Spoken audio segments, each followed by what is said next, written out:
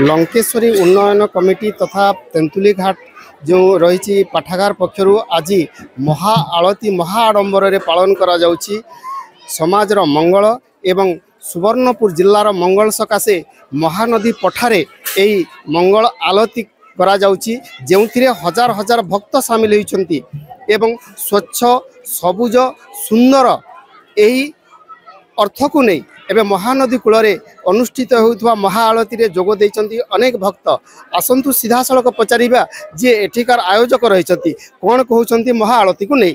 तो आमे देखुतुलु आज्ञा आज महाआलती महाआडंबर रे पालन करा जाउछि, कोन रहिछि लक्ष्य उद्देश्य हमर सोनपुर मंगल पई आर संसार रो मंगल पई आर ए महानदी लंकेश्वरी मार आशीर्वाद रे ये आमे तेंतुली घाट रे गुटे भगवत पाठगार और क्रीड़ा अनुष्ठान कमिटी अनुकूल यही पूजा 2 दिन है आमर चलीजे दशहरा पर्यंत एंता पूजा चलवा आर मार आशीर्वाद नेबार लगी आर समस्त मंगल कामना करवार लगी आमे ये आलतीटा आयोजन करी। आमे देखुतुलु केउ राजा राजुड़ा समयरु जो रही एठिकार अधिष्ठात्री देवी माँ लंकेश्वरी। तो लंकेश्वरी किभली भाव में आपण मानकर मनस्कामना करिथांती, विशेषकर कैवर्त समाज उत्तरोत्तर कामना करी से आज पर्यंत आपण मानकु घंट घोड़े रखिछंती। तो जेउथि पई आज ये पूजार्चना आज ये महाआलती तो याकु नै आपनकर मतामत कोन रहबा? आमर माँ तो आगो आमर पत्थर चट्टान रे वर्तमान भी अच्छे पत्थर चट्टान रे पूजा ही साला परे तापरे आमर मंदिर पूजा आसी आर माँ लंकेश्वरी होइछन कैवर्त समाज रो इष्ट देवी भी आर माँ सुरेश्वरी जेनता आमर इष्ट देवी अच्छन इटा आमर कैवर्त मांकर भी माँ लंकेश्वरी इष्ट देवी अच्छन। आमे देखुतुलु आज्ञा लंकेश्वरी हेउची एठिकार माँ अधिष्ठात्री देवी। विशेषकर इ तेंतुली घाट रे दीर्घ केउ राजा राजुड़ा समयरु मांकर पूजार्चना नीतिकांति रे पालन करा जाउची। तो किभली नीतिकांति रे पालन करूछंती, विशेषकर दशहरा समय आपण माने किभली तार महाआलती करूछंती जे कहबे? आमर ये माँ लंकेश्वरी महाआरती आमर ये 16 दिन होगा पूजा अर्चना आसी और संसार मंगल कामना करवार लगी ये पूजा आम करुचु।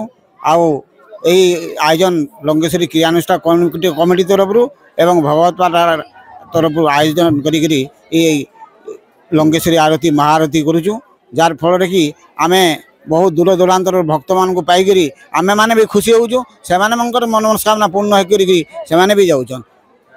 आमे आमे देखुतुलु विशेष करी नईर मझीरे महानदीर मझारे ए देवी आविर्भाव होइछंती एवं जहाँ सोनपुर को आज पर्यंत सुरक्षा दे आछंती।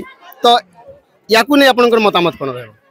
ये तो जगत जननी माँ ये आमर सोनपुर अधिष्ठात्री देवी से आमर सोनपुर वासी को घंट घोड़े कर रखीछन, जार फल कि आम समस्ते 36 पाटक लोक मानिक पूजा अर्चना करुँ।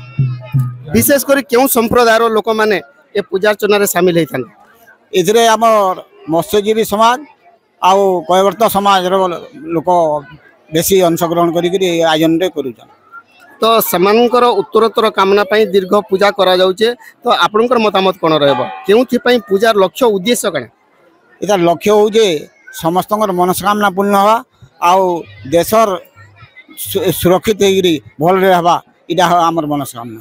जहाँ कहते निश्चित मात्रा रे तेंतुली घाट जो पाठागार पक्षर आयोजित होता यही दशहरा महाआलती यज्ञ रे देवींकर जो पूजार्चना करने सहित माँ को यही समय दर्शन करे लंकेश्वरी जी भक्त अच्छा जो मैंने दर्शन कर समय दर्शन कले कोटि जन्मर पुण्य मिले बोली विश्वास रही। से तो कहीं केते दूर दूरांतर एठी छुटी आसी थांती भक्त एवं यही महाआलती रे सामिल हुई निजको धन्य मन करी थांती। सुवर्णपुर जिल्लारू शेषदेव बारिक के न्यूज ओडिशा।